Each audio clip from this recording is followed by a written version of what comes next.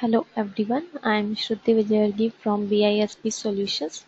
In this video, I am going to explain the third method of t-test using paired two-sample t-test. So in paired sample hypothesis testing, a sample from the population is chosen and two measurements for each element in the sample are taken. Each set of measurements is considered a sample. Unlike the hypothesis testing studied so far, the two samples are not independent of one another. Paired samples are also called matched samples or repeated measures. So this test is used when the samples are dependent, that is when there is only one sample that has been tested twice, or when there are two samples that have been matched or paired. The paired t-test should be used when the data are in pairs. One of the most common uses of this test is a before and after analysis.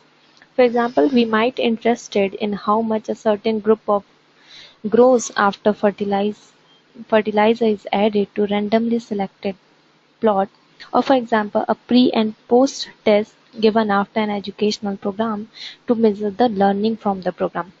The ideal use of the paired test is when everything remains constant between the first and second measurement except for the effect of the factor you would like to measure.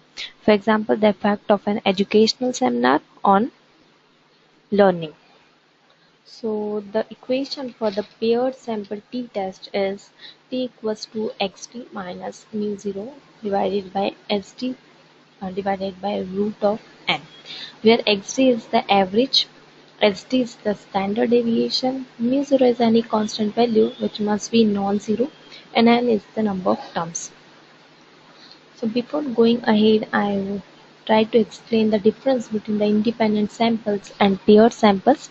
So in independent samples, if you want to determine whether drinking a glass of wine or drinking a glass of beer has the same or different impact on memory, so for this, we take an sample of 40 people.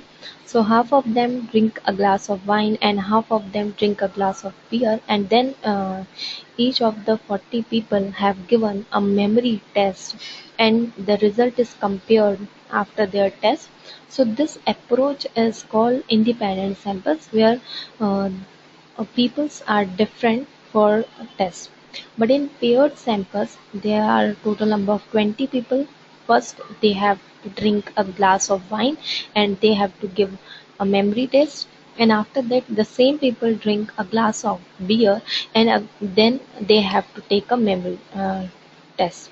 So finally, we compare the result, and this approach is called paired samples. So how this paired calculation is done in Excel, I'm going to explain you with the help of an example.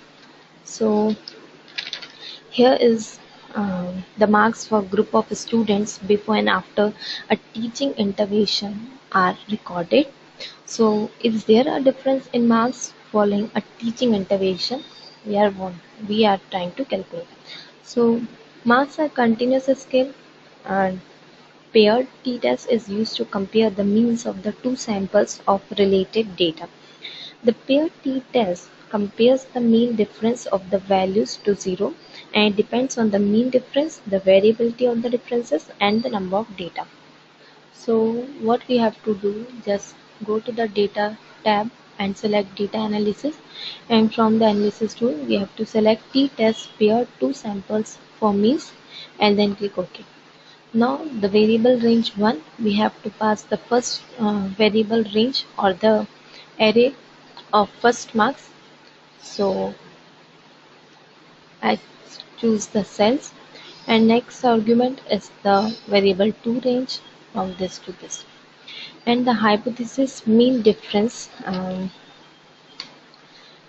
well, hypothesis there is not a difference between the means, so I am going to go ahead to put 0. So if you do think there is going to be a difference in the marks, then you need to put the difference between the means in that hypothesis mean difference box. And then I do select labels, so I check labels. There is alpha label which is 0.05, and I have to select output range. So this will be my output range, and then click OK. So this will generate the output for the paired t-test. So this is the mean for both the marks, before marks and after marks. This will be the variance and observations. There are total number of 20 observations. And the Pearson correlation. So Pearson correlation coefficient, that is that the two variables are highly correlated, which is good information.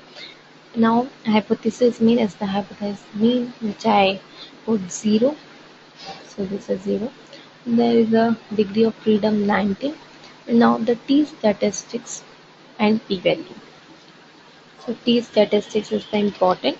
So here t statistics is less than the t critical value, so we cannot reject the null hypothesis. But our p value is very small, which is 0.04, but it is less than the alpha level, so we have to reject this null hypothesis. So there's a strong evidence that T is 3.23 and P is 0.004, that the teaching intervention improves marks in this data set. It improved marks on average by approximately 2 points. Of course, if we were to take other samples of marks, we could get a mean pair difference in marks different from 2.05. So that is why it is important to look at the 95% confidence level. So